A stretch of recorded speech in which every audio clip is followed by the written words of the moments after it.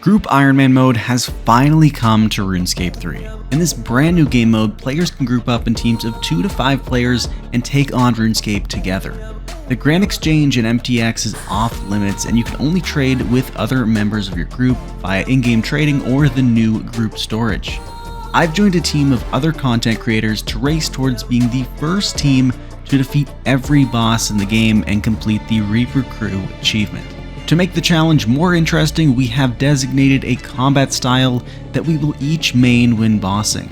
I will be using Necromancy as my designated combat style, but now let's meet the rest of the team.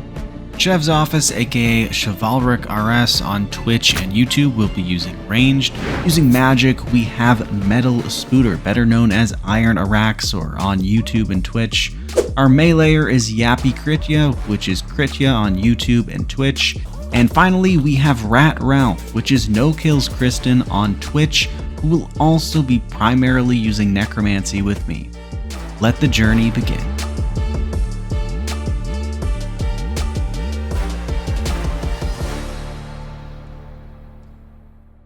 Our Group Ironman journey gets started just a few hours after release. Unfortunately, I wasn't able to group up with the entire team exactly on release, but it's time to meet up with the team now. Hey guys, just joined in. Let's go! There's Mr. Silence! He is here! And with that, I am now a part of the 5-man Group Ironman team, the Yappers. I started day 1 by quickly completing the Blood Pack quest and going to do the circus for quick agility XP. This allows me to unlock the ability Surge right away, which will save me some time. Unfortunately, I wouldn't be able to fully play until later in the day, but I was able to AFK something, and I chose Archaeology. Archaeology is going to be a really important skill for me going forward, especially as the Necromancer of the group. Archaeology unlocks extremely useful PVM relic powers like Fury of the Small and Conservation of Energy, which are essential for the best Necromancy ability rotations.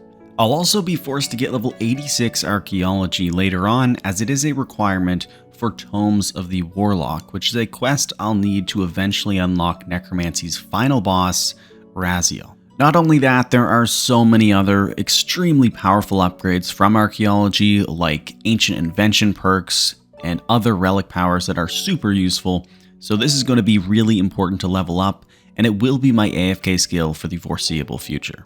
And so we just finished a few hours of just AFKing Archaeology, and we made it up to level 30, so pretty good start. As you can see, I'm a little bit behind the rest of the group. They've gotten a pretty good head start on the total levels and also quest points. Critya getting 75 quest points in the first day is insane. So I'm going to have a bit of catching up to do. The plan is to get a lot of the easy quests out of the way and get a lot of levels from that. And that is the Restless Ghost completed for some free prayer XP. And next, the iconic Cook's Assistant quest completed. Monk's Friend is also another great early game quest to get a head start on woodcutting. Level 13 woodcutting coming in. Another really fast way to progress your account is by completing distractions and diversions, and so there are dailies, weeklies, and monthlies to do. One of the best D&Ds to do for Ironman accounts in general is Herby Werby, which is located on Anachronia. It gets you Herblore XP and also sometimes a bit of fire making XP, just the way you do it. So being able to get free Herblore XP just from this weekly D&D is huge. It also gives the herb bag as a reward, which allows you to hold grimy herbs inside it, and it's perfect for Slayer tasks. And that is a free level 13 Herblore coming in from the Herby Werby D&D. I'm not going to be the Herblore player on the group, that is going to be Chev, but it doesn't hurt to get a few early levels because it is going to be needed for some quests in the future. Completing the natural history quiz in the Varrock Museum basement is also a great way to get some early Hunter and early Slayer XP. It will get you all the way from level 1 to level 9 and only takes a few minutes. You're going to need to do it eventually too to get the kudos, so may as well do it at the beginning of the account. Back on the quest grind, we unlocked Necromancy. We're going to spend a lot of time here, mostly doing rituals because we're going to need a ton of ghostly ink. But I am going to save that till later. We're going to get back on more quests and get some really good XP rewards. And one of the best quests to do for XP rewards is Violet is Blue. Violet is Blue is a pretty short quest, and it has two counterparts to it, Violet is Blue 1 and 2.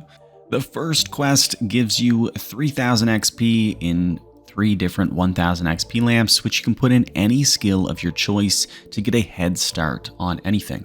I chose to put them all into farming, getting me to level 16, and we just need one more farming to get to 17 to unlock beehives, which is one of the fastest ways to train farming in the early game. Violet is Blue 2 is another quest you can do right after. It gives 3 4K XP lamps. This one I chose to put one into fletching to get a head start on that, the second into crafting, and the third into herblore. The idea of putting it into 3 skills which are required for quests and are also fairly difficult to train on an Ironman account. And just taking a quick break from quests to do my daily divination cache. You can do this twice per day, and it gives you a ton of divination XP, especially in the early game. You can skip so many levels doing this. And that is level 26 divination, all coming from caches on day 1. Did get 4 of them done because there was a reset, so definitely something you can't miss out in the early game. And another early game quest that is super useful to complete, the Knight's Sword, getting me up to level 29 smithing with this XP lamp. Big shout out to Kritya for making that red berry pie so I didn't have to do it myself. And let's get back on the quest grind. That is Druidic Ritual complete. Gunner's Ground for 5 easy quest points. Fun fact, this quest actually replaced Romeo and Juliet from back in the early days of RuneScape. And this should be the completion of the Waterfall quest. Always fun doing this quest in the early stages of an account. As you can see, I'm level 2 attack and strength. I got that from the Blood Pact quest. But from the completion of this, it should get me all the way up to level 30. And there you go, level 30 attack and strength. Just like that, we also got 25 quest points, so we can claim our magical dice from May, which will be a free 250k. And let's roll the dice for the free GP and a fortunate component. Good stuff. I also quickly finished many more quests, like What's Mine Is Yours, Vampire Slayer for some easy ranged levels, and that was the end of day 1. Day 2 kicked off with the Tourist Trap quest being completed for the early agility levels. I also completed Goblin Diplomacy for the 5 quest points, Rune Mythos so I can now create Impure Essence, which is needed for necrotic runes, and started the new Foundations quest. Another really helpful sort of daily method you can do as an Ironman or really on any account is your beehives. You just need level 17 farming to start them, and you get a ton of XP, especially in the early levels. As you can see, you can skip so many farming levels doing this. You just need to go get some woad leaves and fill them, and then every day or so you can come check them for some really good XP and just refill them with more woad leaves. It's a really great method to train farming in the very early levels. And just finishing my very first beehive run all the way up to level 32 farming already. Next, I focused on working towards completing the Haunted Mine. Now this quest, it gives probably one of the best items for combat training in the entire game, being the Salve Amulet. This amulet provides you a plus 15% damage and accuracy boost against all undead creatures, making it the best way to train basically all combat styles. So this is a huge upgrade and will greatly help me train necromancy down the road. I will be able to upgrade this amulet to provide a plus 20% damage and accuracy boost as soon as I complete the Tarn Razlor mini quest, but that does require level 40 Slayer, so we will have to wait a bit before doing that. Another one of my early game account goals is to level up Hunter. And there are a few reasons for this. First of all, I will be leveling it up at the Hetz Oasis, which is the area of the old duel arena. At Hetz Oasis, it does have a few skilling activities, one being catching whirligigs. There are 6 different types of whirligigs, and they give amazing hunter XP, especially in the early levels. Now, there are two main reasons for why I want to train Hunter so early on. First of all, as a reward from Hunter and hunting the whirligigs, you start to be able to unlock different powders by grinding down the shells that you obtain from a reward. Penance powder is the best. It does only require level 1 Hunter to get them. However, it is quite difficult to get the golden roses as bait.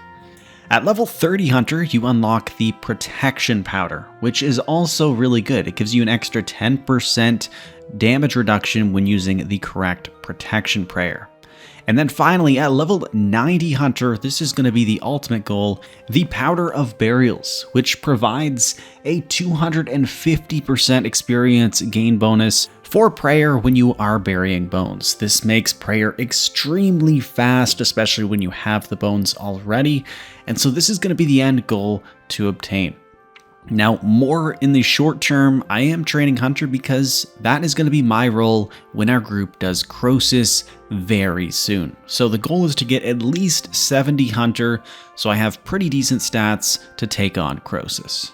Now, the only downside of Hunter and catching the whirligigs is that you need some bait in the form of the roses or plants that just grow around Het's Oasis. It does require a farming level to harvest these flowers, so that is going to be a bit of a problem. I do have the farming level now to get the level 30 flowers for the level 30 whirligigs, but it will become a problem once I get to 50 and 70. Now, another option of getting these flowers, which is going to be extremely important in the long term, is the water filtration system. The water filtration system can be built pretty easily. You just need 5 bronze bars, 2 silver bars, 6 buckets of sand, and 1 big fishing net. The rewards are also pretty good. You can not only get gems, elder troves, and just random GP, but what I'm mostly after, like I said, is the different flowers which can be used as bait for the whirligigs. Now, you do only get 1 item every 6 to 30 hours, so it will take a while to accumulate these rewards, but it's best to start now because this could save a really long farming grind and allow us to reach burial powders, or at least reach higher XP per hours when training Hunter much faster. And coming in is 19 Hunter, and honestly that was one of the slowest parts in the Hunter grind, at least in the early game. I now unlocked a method which will allow me to get about 40k XP per hour, and we're only going until level 30. Once we reach that, I will be able to whirligigs again and get well over 100k XP per hour, making it a pretty fast grind. I've been catching these birds for about half an hour, and yeah, I've gained XP pretty fast. This is the last one for level 30 Hunter.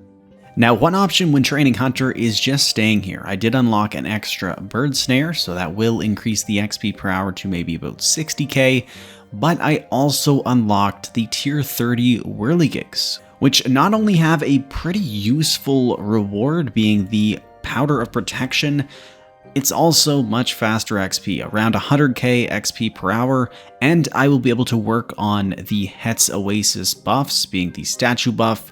Once I get 200 pieces of that, it'll be a 10% buff to whirligigs the entire time. So we're gonna head there next.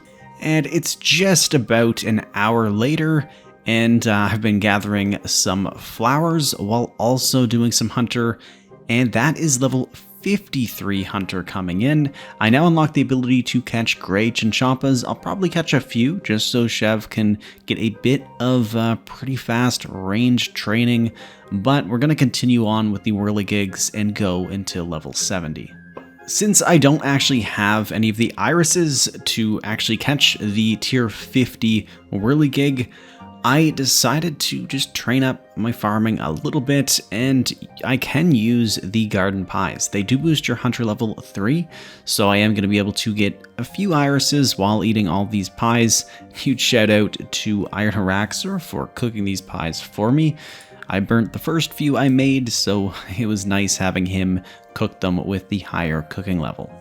Now let's AFK a bit and get some of these irises so I can get some really good XP per hour from Hunter in the evening. So I've now collected enough irises to maybe start the method, but I also have another upgrade in Dundee's shop. As you can see, I just reached 3,000 scarabs, which increases the amount of scarabs I can stack from 3 to 5. This essentially will be like a 66% XP buff, which is absolutely insane. Now let's test out the XP per hour that I'm able to get.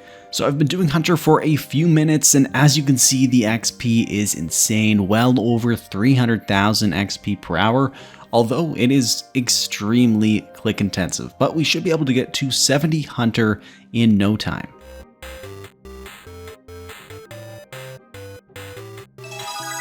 And just like that, we are level 70 Hunter, only took a few hours, so now we are prepared to take on Croesus.